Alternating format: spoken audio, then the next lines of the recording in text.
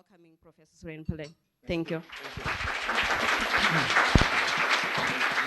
Thank you for that generous introduction. I think we all know that, we were talking earlier about the neoliberal university, so one's little bio note always far exceeds what you think you're capable of, and is always embarrassing to some extent.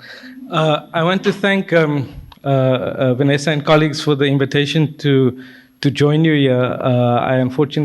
I've heard about this meetings happening every year, and unfortunately I haven't been able to be a part of it. So it's a great privilege to be here, and of course to be here at home during December is also a nice thing in Cape Town, and the opportunity to share these reflections based on a paper I'd sent. I have to apologize that in the center that I work in, my colleagues have such a strong ideological aversion to PowerPoint. Whenever I hear the word PowerPoint, I hear powerless point, them saying that to me. So I am trying to, at most have one or two slides here that I'm going to talk to, and then talk from the text that I'd circulated if we have time. But I thought what I'd start with, and it's a great also, I think, privilege for me to be in this space for this particular conversation that you're having, because I know that you heard a presentation by my colleague and friend Sabelo Ndlovogachene yesterday, and you had the wonderful presentation this morning by Professor Torres, whose work a number of people I found very productive. So it's great to be able for me to be able to hear him speak.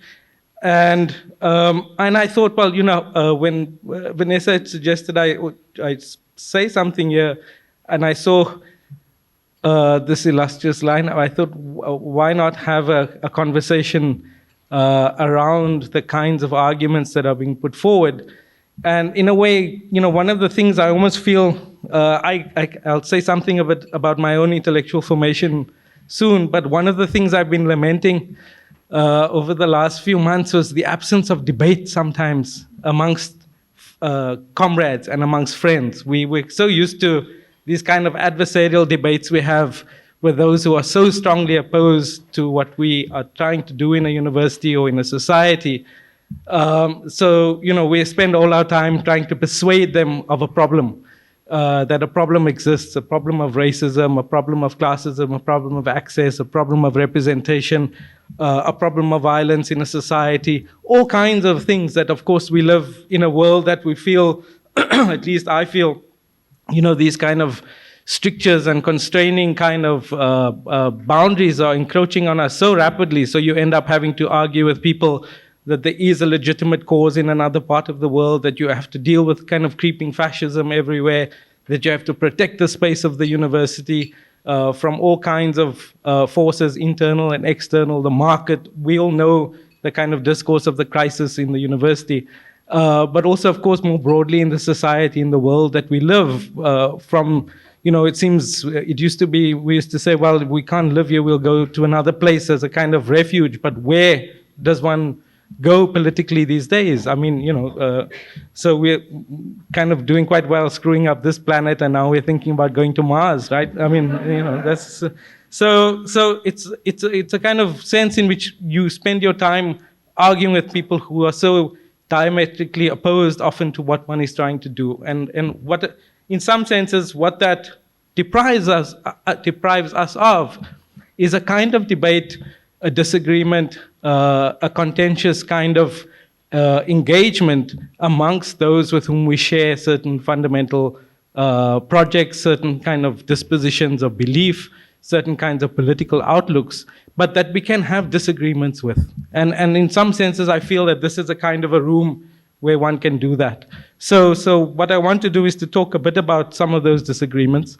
But let me just say something, because and this is not something I necessarily also always do, but I was, given the context of this event, I thought it kind of interesting to think about, excuse me, when when one started to think critically about education and about knowledge. And of course, partly I was trying to think of this in a sense because it has been a question preoccupying a generation of intellectuals and activists immediately in the post-independence period, but also in the anti-colonial struggles, as we well know, and before, and that we are inheritors in a certain way of different kinds of critical and intellectual traditions and different projects and different formations that have created, I suppose, who we are and what our stakes in a university are. And I don't often think about that lately, but in some ways it struck me when I was at an event recently, which drew together some very old, now old students, comrades of mine who I had met in Athlone, where I grew up on the Cape Flats in 1985. During the declaration of the state of emergency. And we had just started high school, standard 6, I don't know what you translate that into now, but, and there was this, in 85 event in the Eastern Cape, and in solidarity, students in the Western Cape walked out of class.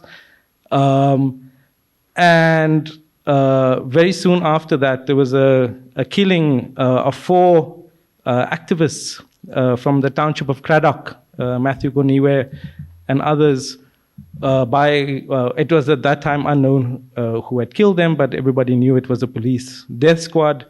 And immediately the day after that, 27th July, 85, the South African government at the time declared a state of emergency. And this galvanized a whole lot of school students in a way, and connected them to each other in ways that had been there in 83, that had been there in 76.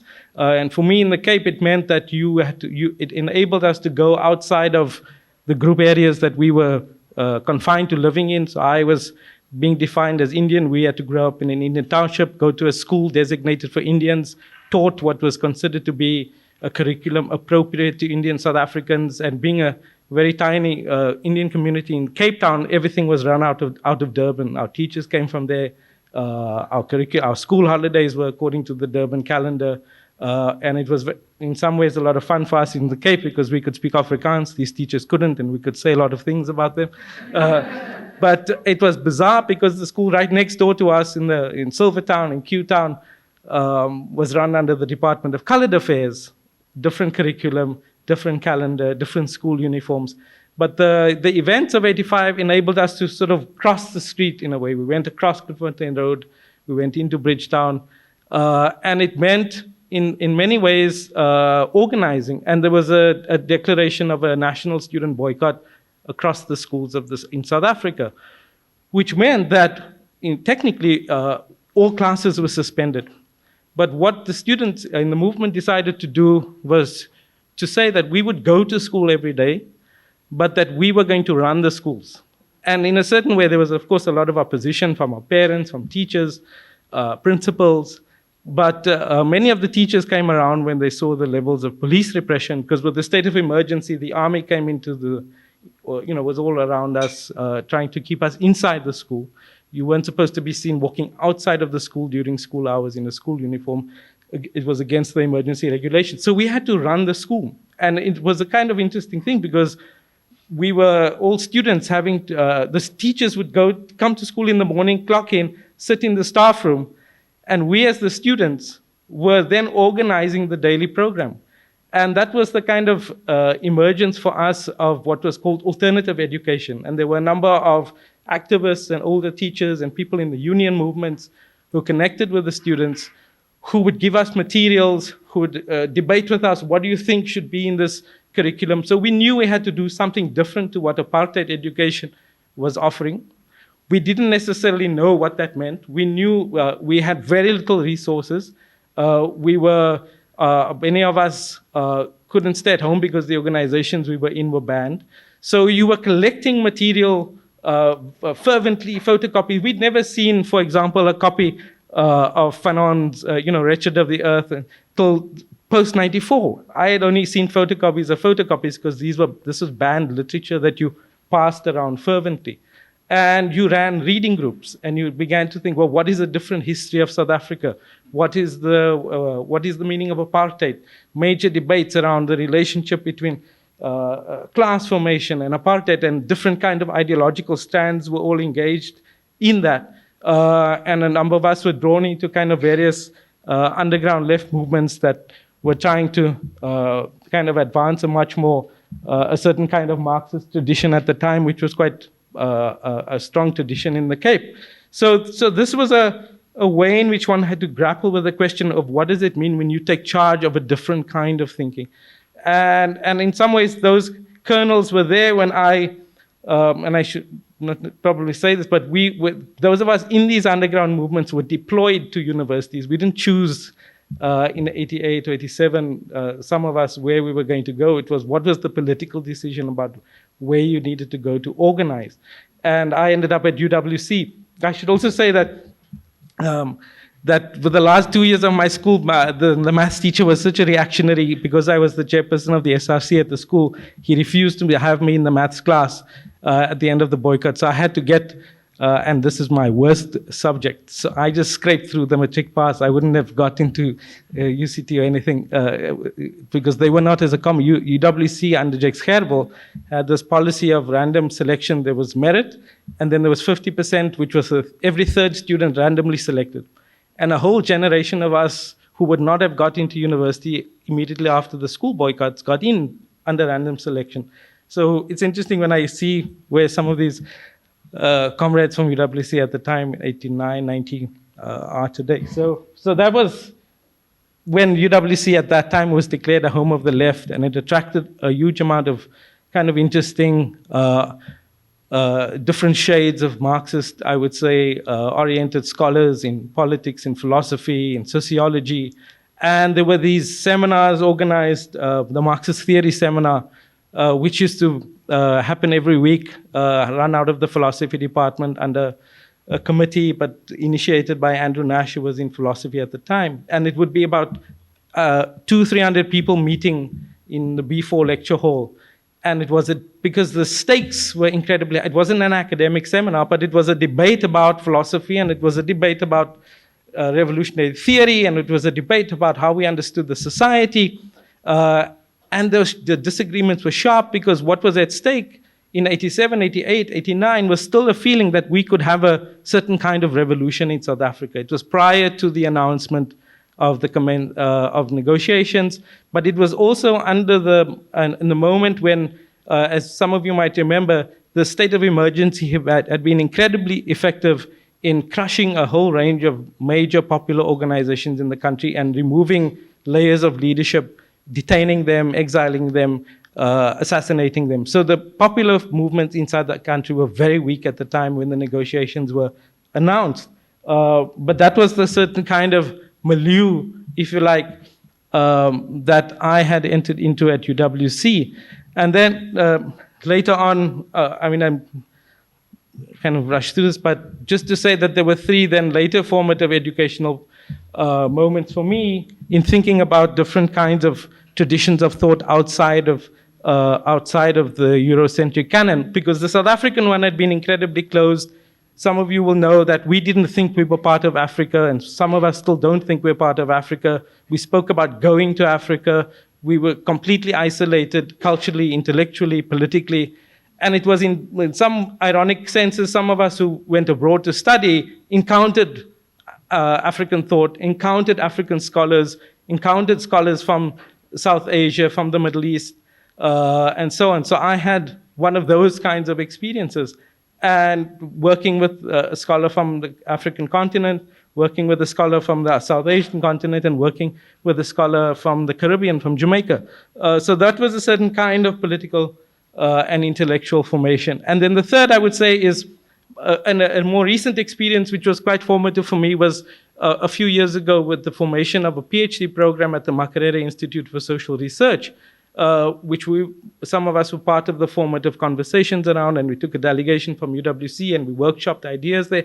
And it was about how to build a different kind of intellectual program for graduate study in a context where, as many of you know, in the South African context, the PhD is the British model. You're kind of the loneliness of long-distance runner. You get your supervisor, you have your topic, there's no committee, there's no classes, there's no community. You survive on your own wits. You can have a fantastic supervisor, or you can have somebody who you will see once a year. So you really, it's a luck of the draw kind of situation. The different model was to create a cohort, was to think about what were the inadequacies of the existing educational program, and how do you offer a kind of graduate education program that addresses all the kinds of critiques of the different kinds of critiques we have of the Eurocentric canon. So the formation of the PhD program at Makerere it has that in mind. And it also has that in mind in the wake of, in some ways, important departures from the way that this debate happened in the immediate post-independence period in Dar es Salaam, in Ibadan, in Senegal, and other places. There was something about those interventions in the post-independence period which were important but had limitations, and this was a project to try and rethink that. And the other just last things I would say, which for me, again, coming from South Africa people talk about South African exceptionalism. One is that we think that that the colonial experience is unique to us. Two, that the levels of violence that we experience are unique to us. Three, that we have very little in common with the African continent. So a large part of what we've had to do post-94 was how to undo South African exceptionalism, how to locate ourselves within a wider world on the African continent. Because, of course, we've been the beneficiaries now, people coming to South Africa from the continent, but very few South Africans venture into the continent in a kind of serious way, which is not South African business going to buy up all the small industries and mines and ShopRites and corporate South Africa invading, but I'm talking about intellectual connections. When you go to universities, when you spend time there, when you take the effort to not simply apply to go to conferences in where, but make the effort to go into the continental associations. And forums like CODESRIA, the Council for the Development of Social Science Research in Africa, which was set up in '73, were important for me because in some ways that was a very important intervention, as I would see it, an intervention of a group of critical scholars, Samir Amin as a principal figure there, a group who had, in some ways, Anglophone Africans who had been exiled from their countries, found themselves in Dakar and set up an institution which was going to which was going to offer a critique of the orthodox economic theories that were being prescribed for Africa. This was their first set of interventions, was in the field of political economy. To theorize the African experience differently, to write back into orthodox economies, drawing on and in conversation with the dependency theorists of the time in Latin America, in particular Cardoso and Emmanuel Wallerstein and others, and thinking what it means to do this from the African continent. So this was quite important. So this is just to say this is something of my intellectual formation about a kind of sensibility that I've inherited, that many of us have inherited. It's not an exceptional story of what one's stakes are in the educational enterprise, in the debates about what a university should mean, what it should do, what the humanities and the social sciences should be thinking about. And to say that before me, there were long genealogies of people who were occupied themselves with those kinds of questions and debates, and one had to enter into those conversations with them, with those scholars, but to enter into them without a kind of reverence of hagiography, respect but critique. And a critique, I would say, critique in solidarity, critique from within a shared kind of disposition. And it's in that kind of spirit that I thought that I would offer what I think are some of my concerns about the ways in which decoloniality is deployed in South Africa. I do this in the spirit of a critique within, and in the spirit of solidarity. And I'm really happy that Professor Torres is here, because there's a French philosopher, Roman Barthes, who has this line where he says, academic life is like, intellectual work is like gossip. You say bad things about people not in their presence. So this is a critique I can offer in the spirit of engagement. And again, it's not I would say it's not a critique of the Latin American decolonial school. It's a worry about the way in which it is deployed to think about Africa by Africans. So it's not their problem, this is our problem, and I'm in conversation with those of you who are in the African continent who want to think about colonialism in the present.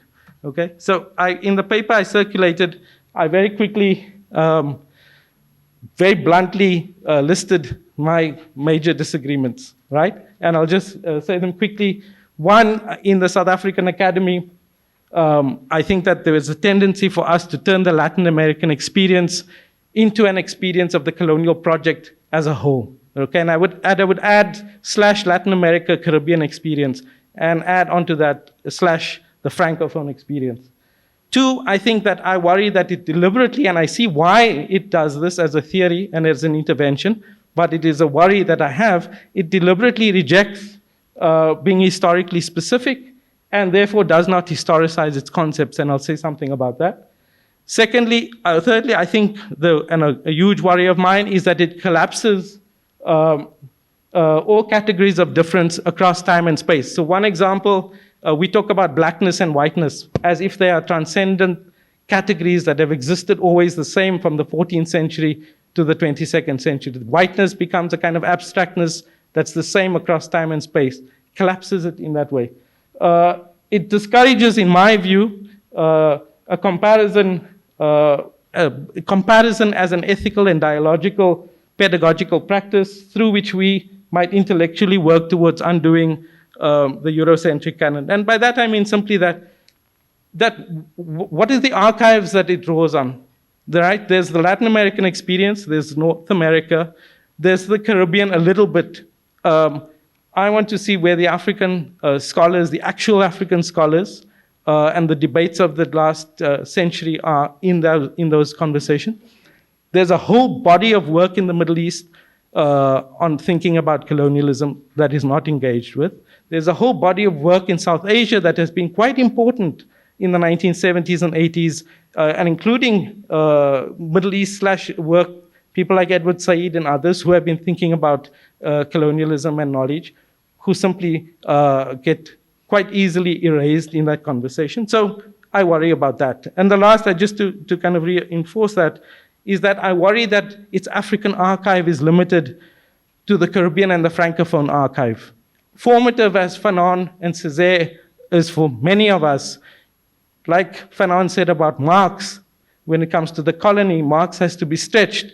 When you come to think about the Anglophone African experience, Fanon has to be stretched. Fanon is not adequate to thinking the entire colonial experience. So I hope I've said something just about location.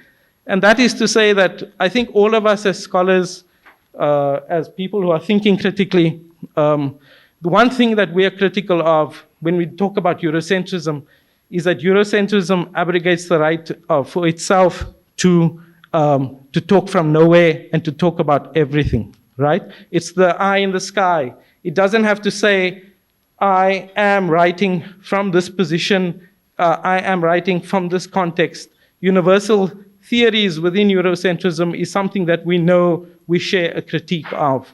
We want to say when you're talking about certain things that in fact that applies to a certain part of the world, it comes out of a certain experience. And in my particular case, say working in conventional political theory, we all know you want to be able to say, well, when Hobbes or Locke or Rousseau is talking about theorizing the state and the national kind of teleological evolution towards the liberal democratic state as the end of history, you want to say, but whose experience is that? What context is that coming out of?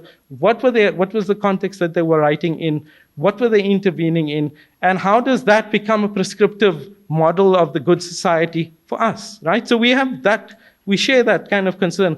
But location then also means, well, what does it mean? And I'm putting these as kind of open questions. What does it mean to inhabit location? To say that I'm not going to repeat the imperial universalisms, okay?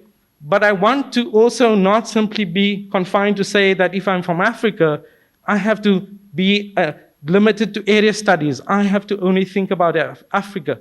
I have to only concern myself inwardly. So the challenge in some ways and the debate is, how do you kind of have a critique of Eurocentrism or universalism, but also how do you inhabit location in a way that allows you to kind of take on board what is particular to your history and your circumstances, what is it that you should be concerned with, without being collapsed into somebody who's ghettoized into your own little Bantustan where you can only think about your own things. How do you think across those experiences? Which is why I'm saying that the ethical and the kind of political imperative to think about comparison becomes quite important, and quite important in how we think across the colonial experiences to produce a different kind of way in which we think about things.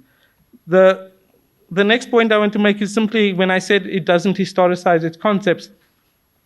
So there's a way in which there's a concept called historicism, which is again a critique. If you've read a lot of critiques of Eurocentric thinking, it will often articulate a critique of historicism. And historicism is simply, in some ways, a kind of idea that we are all across the world evolving towards a certain same point. So that wherever you start off, if you start off in Europe and you start off in Africa and you start off in India, your endpoint should all be the liberal democratic state. Because that's what US political science has told us, right? That's democratic consolidation when we've achieved the liberal democratic state. Now that is a certain kind of teleological thinking, because it's assuming that we all have to head towards that certain model of a good society. It's built into the assumptions of the ways in which certain evaluative models of thought happen. How do you assess whether the society is on the right track or not? Is it deviating from that? You measure those things, you quantify them. You say, is it becoming less of a liberal democracy, more of a liberal democracy? In all of that, the liberal democracy itself that's assumed, we know, is either in the US or Europe. And increasingly, of course, they themselves can't tell that story about themselves, right? Because liberal democracy itself is coming apart there. So, but that was the assumption. That's historicism. Now, that's different to saying that we have to historicize our concepts. Historicize our concepts is to say, to locate them in time and space. When I say that I have a concern that we take categories like blackness or whiteness as abstractions that are transcendental, we almost treat them metaphysical, that they exist at the beginning of modernity, that they travel through time in the same way, and that they mean the same thing, even the category of race, or what it means, right? We sometimes take it as this kind of abstract, transcendental idea that has always been there. But I think if we historicize our concepts, we begin to see that certain things emerge at certain points of time, certain categories of difference emerge at certain points in time. And it's not simply that those categories of difference can all be ultimately collapsed into the concept of race or blackness or whiteness. There's an important, I think, issue about what is distinctive about those categories of difference. Not because they're in and of themselves important, but because the ways in which they exist in our present world is different, okay? So that if the category of difference deployed by a certain colonial experience is, for example, whether you have the capacity to be civilized, whether you have a soul, that's very different to the category of difference deployed in relation to what your capacities for learning are, your cognitive abilities in biological racism, is very different to the categories of difference that emerge when it says that you are a particular ethnicity defined in a static culture. If you are X, you will always think this way. If you are Y, you will always think this way. If you are a certain religion, you will always think this way, that you can read people's behavior off those categories of difference. So I would say that it becomes quite important to think about why we need to historicize our differences and historicize our categories. In the African context, I would say that there are, and this of course is a debate, and I'm well aware, and we can have this conversation, the distinction I know is one that is rejected by our colleagues in decolonial theory between that colonialism, that coloniality is something that exceeds colonialism, and that's an important point. But I would say in the African context, if we were to historicize the African colonial experience, right, then we have to think about the particularities of what the Francophone African colonial experience was. We have to think about what the Lusophone African experience was. And I think we have to think about what the Anglophone African experience was, because they are distinct experiences. They cannot be collapsed into each other, and they matter because they shape certain categories of difference and politics and contention and violence in the present, today, right? So I think that's why it's important to think about these as particular experiences. The big debate, of course, that we're all talking about is, in some ways, how has colonialism produced the colonial subject? And again, I'm saying that these are not fundamental disagreements. These are disagreements within agreements, right? Disagreements within the accepted notion that we share critique of Eurocentrism, that the colonial experience is formative, I think, to how a modern conception of life works and continues to operate in colonial logics in the present. But that when I say historicize, I'm talking about creating distinctions that help us think our present within this context, right? So the one point that I think is worth noting, and we have to ponder what this means when we distinguish ourselves in Africa from the Latin American experience. The Latin American experience was an experience in which, and the North America, Latin American experience was an experience in which settler colonialism was victorious. Settler colonialism, by and large, either decimated native populations or rendered indigenous populations so powerless and minoritized that these important movements today have emerged around indigenous politics. But settler colonialism as a project, by and large, across Latin America and North America, as Mahmoud Mamdani has pointed out, has been victorious, okay? Settler colonialism in Africa was defeated. Settler colonialism was unable to find a certain kind of traction for various kinds of reasons. Of course, it was a different kind of settler colonialism, but we know from the experiences in Kenya, we know from the experiences in Zimbabwe, we know from the experience. However, these things are incomplete, messy, ongoing struggles. The rule of a foreign minority no longer exists. The indigenous populations, and I'll get to that later, the majority of the population that was there was unable to be decimated by the colonial experience. We do have important experiences of decimation. We have the first genocide of the 20th century of the Nama and the Herero peoples in Namibia under German colonialism. We do have on this very beach decimations that happened of Khoi and San people by Dutch settlers who shot them like vermin from the castle that was just, castle is an exaggerated word for that structure, but shot them from there, right?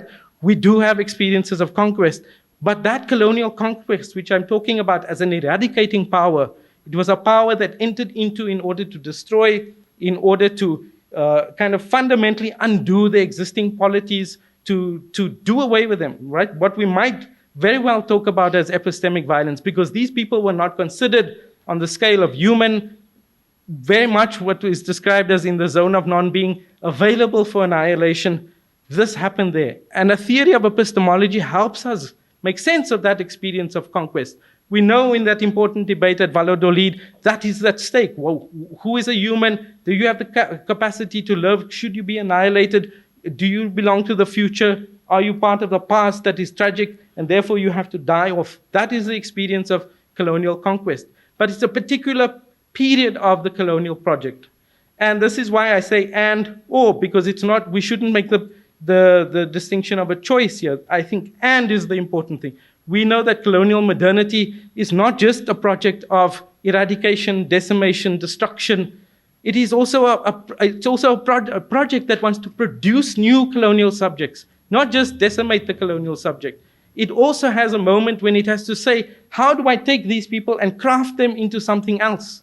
How do I make them think something else? How do I produce out of them a person who will be a laborer, who will be a slave, who will be available for domination, subjugation, service, servitude, right? Who will be a docile subject. And for that, you need something additional to a theory of epistemology about how you understand the other. You need a theory of political rule. How do you rule over those people if you are not going to destroy them? And that is what the African experience of indirect rule, the Anglophone experience in particular, is about. And this is the huge absent question if you just import the experience of conquest as a way in which you understand colonialism. You miss out the experience of rule.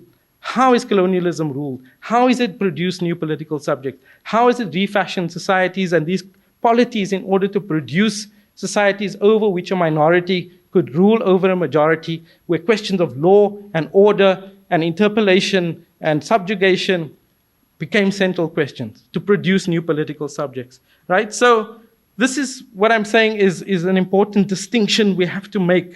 And in that distinction, then, I think we need to widen the archive of our thinking, which I don't see in the way in which we are drawing on decolonial theory. We're forgetting an entire archive of African intellectuals who have been theorizing political rule of colonialism in Africa.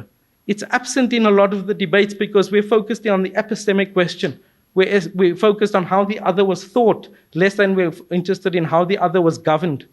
And the African experience of how the other was thought is very central to the Francophone experience, which is why Fanon and Césaire, I think, have an elevated importance in that kind of theorization. Because Fanon and Césaire were very much, of course, the products of a certain kind of failed promise of French assimilationism. You are a human, you can be a Frenchman, come to France. And we know what happened to Senghor, and we know what happened to how the formation of the Negritude movement happened, was of course that very blunt, very rude awakening when you discover that you are told you are human, but that you go there and you discover that you're black, right? And the important theorizations of blackness that emerged out of that movement are very important. But they don't describe the entire African continent's colonial experience because, as I will say something, if I get a little bit of time at the end, about why I think that colonial experience is different. So I'm saying one of the things we have to do is we have to think about the intellectual traditions on the African continent that have tried to think about these categories of difference. And here I just flag names like Valentin Mudimbe, Tandikam Kandawire, Claude Ake, Peter Eke, Yusufu Bala Usman, a whole Abdullahi Smith, Oyerunke Oyewume, his name was mentioned earlier, Ife Amadi Yume, a whole range of scholars who have been trying to theorize the particularities of the African experience, Issa Shivji, the list can, a whole range of them. I think it's important not to forget those traditions of thought and to think about their attempts to think about political rule. They did it often in the debates around political economy, around the ways in which class and the global economy worked in order to create categories of difference, but they were important interventions with which we have to be in conversation, right? I think that becomes quite central to that reconnection to, one, thinking ourselves into the African continent, but two, then to say, these are important for, I think, for how we think the world from Africa. Because if you look at the intervention of Codesria and the work of people like Samir Amin, it was always about saying that we are firmly located in a particular context. We have to think from a particular set of dispositions, a particular set of pressures. We have to engage certain kinds of questions, but we think the world from where we are. We think it from Dakar, we think it from Tunis, we think it from Cape Town, we think it from Gaborone, right? We are not simply confined to only African problem. And this is the danger with a certain kind of developmentalist thinking, which is to say the pressures we get in the university to say your education has to be relevant, your work has to be relevant to your context, right? And that can simply mean, well, you have to think about your public health issues, your violence issues, you become a certain kind of social worker. How do I solve these issues? But you're not encouraged to think about the connections between why is it that you have a problem here that is connected to certain kinds of global forces, okay? You're often then turned into a kind of diagnostician and the solution will be so on and so forth, and I go out and do a survey and this is what people think. It's a very limited way in which you're asked to think, especially in Africa, we know, where we're dependent on certain kinds of funding for research. We often don't get funding to ask big, conceptual, critical, theoretical questions. We do get funding for what is seen to be the immediate problems, right? Food security, health. Not that those are unimportant questions, but we know that they are located as questions in a wide matrix of political, philosophical, historical conjunctures that we have to also make sense of when we think about this. So in the paper then, as a way in which to just emphasize something very basic and fundamental, and I don't have a very profound point to make here, is that when I'm saying that the apartheid experience has to be taken into account, the African colonial experience of in particular in the Anglophone tradition of indirect rule, has to be taken into account. I'm very simply saying that we often have slipped into a kind of critique of colonial education, which drawing on, and I can see the utility of this, of certain kinds of theorizations of epistemic violence, saying that the ways in which the Eurocentric conception of the native was always to decimate the native, was always to not take what the native thought seriously, was always to think that the native had nothing to offer, was always to want to assimilate, to turn the native subject into a European subject, right? That is what we've often come to have as a popular shorthand critique of what the colonial education project was.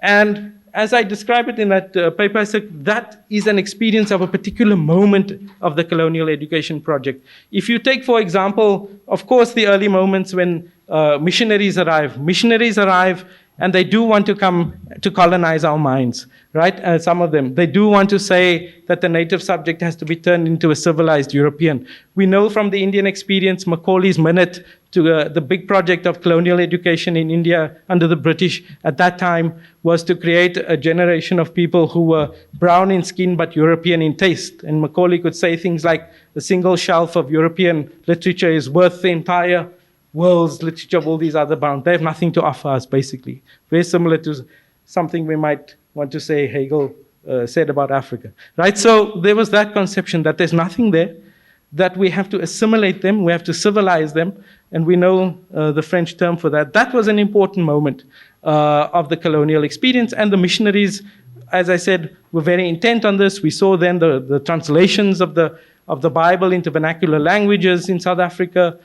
We saw the ways in which the early formations of what we consider higher education emerging, colleges at Lovedale, and these were regional, right? So all the colonial elites, some of them who went to train as priests and so on, were in those colleges in Southern Africa, in East Africa, some of them in Egypt.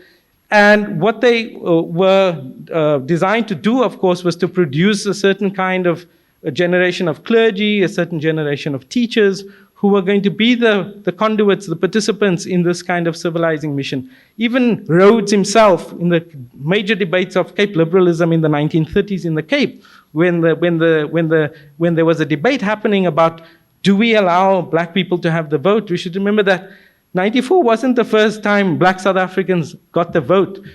Black South Africans in the Cape had the vote under liberalism, but it was a very limited vote. You had to say that you had a certain amount of property and you had to pass a certain civilizational test, okay, of education. So it was the qualified franchise, as they call it. And Rhodes himself in the Cape was a defender of the qualified franchise because he was a firm believer in the paternalistic aspects of colonial project, that you had to raise the native subject into becoming a civilized being, but that, of course, they were children, and this was the larger sensibilities of paternalism and trusteeship, was that we, the world of black and brown people around the world, are children that have to be raised to the standards of adults, and when they have showed sufficient evidence that they've become adults, you can give them suffrage, you can give them vote. This was the debate internal to liberalism. So some black South Africans in the Cape had that, and these colleges and the early instantiations of colonial education, often done under the missionaries, were part of participating in those kinds of projects to produce that generation. It is, of course, that very generation, just like the Negritude generation promised universal civilization, promised that they were human beings and discovered that they fundamentally are black when they go to Europe. It is that very first generation that we know are the people, the educated elites, right, that form the early nationalist movements across the colonial world, in India and in South Africa. If you think of the oldest liberation movement on the African continent, the African National Congress, its first instantiation as the South African Native Congress is from these people who come out of this training, as many of you well know, as lawyers, as doctors, as clergymen, who believe themselves to be civilized, and then discover that they fundamentally are still thought of as other, as inferior, as deficient, that they can only get that qualified franchise. And their first move, as they do in India, as they do in Malaysia, as they do in Indonesia, is to petition empire, right? Is to petition politely. We do not want to break with your empire. We do not want to break with what you have gifted us. But we are like you. We have achieved something. We should now be like you. We should be admitted to the society of free men, and men very deliberately, because this was prior to even the question of women being on the table. Right? So this was that early moment where, yes, that was how colonial education was thought of. But my point is simply, when I say historicize, is that colonial education has a career. It is a certain thing at a certain point in time, and it is a certain thing at another point in time. And the important thing when I say it changes, but it changes in relation to a question that remains, a predicament, if you like, that remains the same. The predicament is how to rule over the native. Not to destroy the native, how to rule over the native. And at certain points when the native revolts, you need to change your answer to how to rule over the native. It is a political question. It's a strategic question, right? And it has debates amongst the settler communities, and Afrikaner communities, the descendants of the Dutch, and the English, in particular in the South African context. What do you do with these assimilated natives who are now thinking themselves to be gentlemen and demanding full citizenship? Do you continue to produce this educated class, right? And this was the lesson that Macaulay and others and the colonial administrators in India had learned when they were confronted, not only in India, in Sudan, in Jamaica, the Moran Bay Rebellion, when they were confronted with rebellion in the late 1850s, when there was this class of people who were now received their European education, who started to demand this full citizenship. And they realized that they are creating a problem for themselves. They cannot encourage this education anymore. They cannot lead these people to think that they can become Europeans, right? This is the British lesson of 1857. This is the British lesson of the Mahdi Revolt in Sudan. It's the British lesson of the Moran Bay Rebellion in Jamaica. Macaulay then describes this as the Indian disease. We cannot, in our colonies around the world, spread education, spread it as we do the Indian disease. The Indian disease being, we will be confronted with the 1857 revolt in India, which fundamentally alters empire's direction. They need to rethink their relationship to education. They need to rethink whether they give the native subject education, right? And in this version of the story that I'm giving you, the 1948 turn in South Africa, native education to Bantu education, is part of that logic. Verwoerd set up a commission of inquiry into native education 10 years before the National Party came to power in 48. He, on the campaign trail, was very explicit that he was going to personally take charge of native education when the National Party came to power. And one of the first things they did was to do away with the decentralized system that had existed up until then, where missionaries were in charge of education in different provinces, because these missionaries were telling people certain things about what they could become. They needed to centralize. They needed to create one single system that they could control out of Pretoria, okay? And that's when we see the emergence of a certain kind of concept of Bantu education, which is to say that one, and I described white education under the same rubric. It was a part of Bantu education. They needed to educate white South Africans for their role as a superior class of people who could be comfortable with the fact that they are superior and have the right as a minority to be in charge of the society and the privileges that come with that, and the white man's burden, if you like, the responsibilities that come with that, because they needed to be able to defend it. They needed to be able to go to the conscript army. They needed to accept the ideology of nationalism in the apartheid context that was going to mean you build whiteness, you have to construct whiteness as a very deliberate thing. It's not available to you just there historically. You have to build whiteness. You have to build the belief that this category is superior, right? And in the same way, they needed to have to build a concept of Bantu education, which was not going to be that the colonized subject was a black subject, but that the colonized subject was a divided, ethnicized, and racialized subject, right? So when Verwoerd articulates it, and I'll just read this very quickly, it is the policy of my department that education should have its roots entirely in the native areas and in the native environment and native community. There, Bantu education must be able to give itself complete expression, and there it will have to perform its real service. The Bantu must be guided to serve his own community in all respects. There's no place for him in the European community above the level of certain forms of labor. Within his own community, however, all doors are open. And it goes on. But the basic point, and it's the familiar quote that Verwoerd has about, so why teach African kids mathematics? They will have no use for this.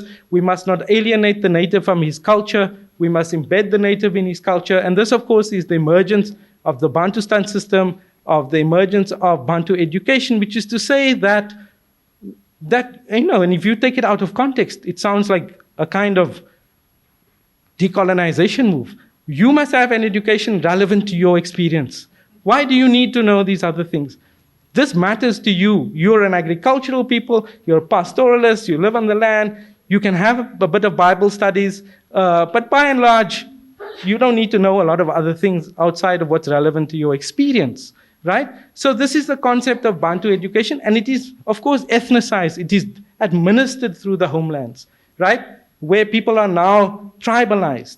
And it is administered through the racial project. So for myself, as I described, I then had to go to an Indian school. My cousins were different, very mixed up family. They had to go to a colored school, so on and so forth, right? And this was the kinds of ways in which one sector of the society was racialized and another sector of the society was tribalized. My point simply being that if you take seriously, if you historicize this experience, you cannot simply say that the colonial project was about doing away with what the natives thought. Decimation, epistemic violence. It was also about refashioning how natives thought about themselves. It had to produce a new subject.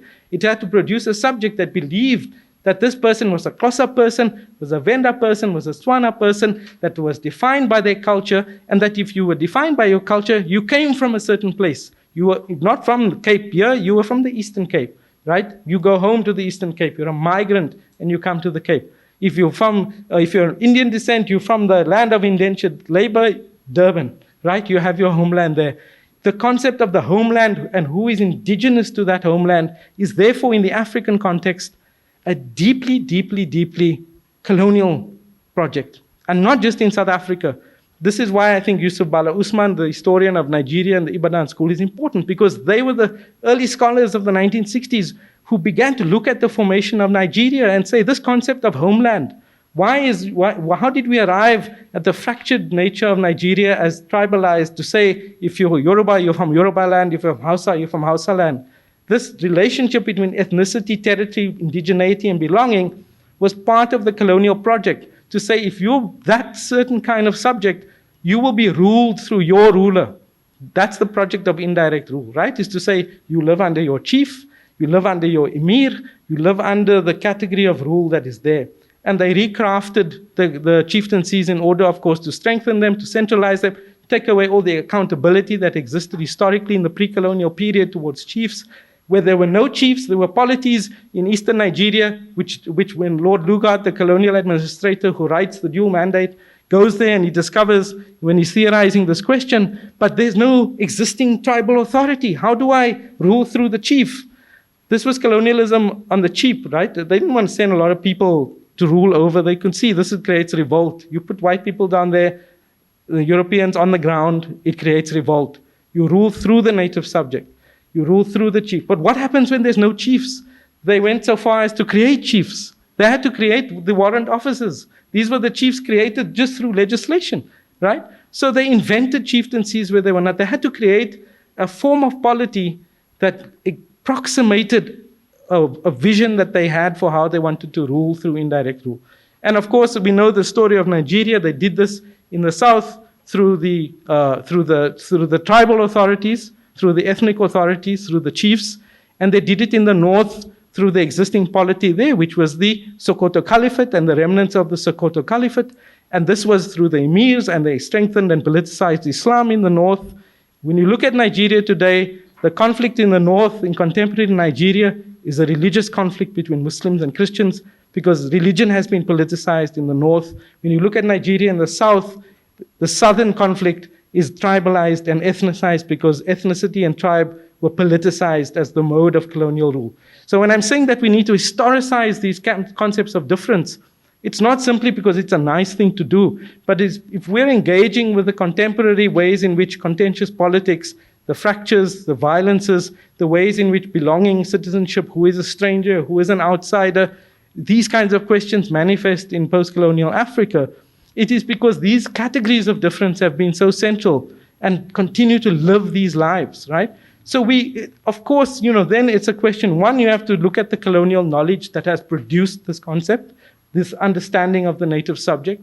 But two, importantly, this is my point, you have to think about the theorizations of political rule that politicize those concepts of difference as administrative categories. In those places, in those areas of knowledge where we often don't look, we don't think of this as highly politicized. We will go after anthropology as the colonial handmaiden, right? We don't look at public administration, the dry texts of colonial administrators like Dugard, writing about how to collect taxes, how to find the native, how to create hut tax. These little mundane, everyday acts of governance, that violence in colonial administration is not sometimes as compelling to us. And yet they have the more enduring effects, I think, in contemporary colonial experiences in the African context. Again, I'm not saying that this applies across the globe, but I'm saying that there's a part of the colonial world where conquest is quite central, where the settler colonial project of assimilation is quite central, where decimation is quite central.